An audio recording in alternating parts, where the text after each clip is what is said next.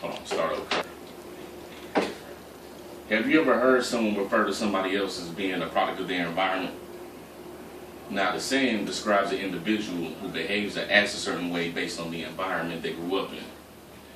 Now, Albert Bandura came up with this theory back in the 1970s, and he states, behavior is learned from your environment through a process of observational learning.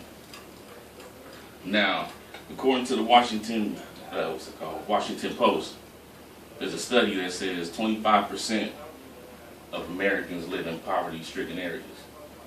Now, the reason I mention that is because most of the time when you mention somebody being a product of their environment, you tend to associate them with people who live in poverty-stricken areas. But that's really not the case, because no matter where you're from, everybody is a product of their environment. Whether you come from the lower class, the middle class, or the upper class. Now, the lower class or the poverty-stricken environments have a high crime rate compared to the middle class and the upper class. But before you look at people who commit these crimes as bad people, you got to think about why these crimes are being committed. Most people who commit these crimes don't do it because they want to. They do it because they feel it's a way to survive, and provide for their families. Now, with the middle class, that's a class that is also called the working class. They're not poor, but they're far from being rich. In the upper class, those are the people who live in the nice areas,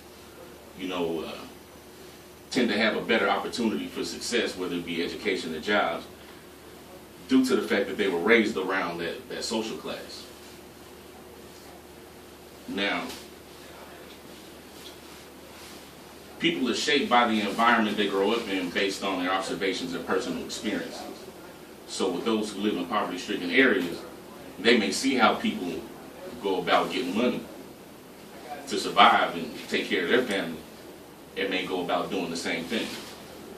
Just like with the middle class. They may see a lot of people getting up, going to work, living paycheck to paycheck and all that, so they end up learning to do the same thing. And with the upper class, they tend to work so they can stay in that upper class. Because they tend to look down on those who are not at the same level as them.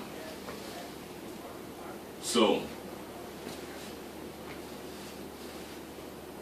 our environment affects us, whether it's in a positive or a negative way. Today's society shows, as a society, we're affected by our environment. Although there's doubt, there's evidence in today's society that shows we are shaped by our environment. So in conclusion, I believe that everybody is a product of their environment, whether they come from the lower class, the middle class, or the upper class. That is my speech.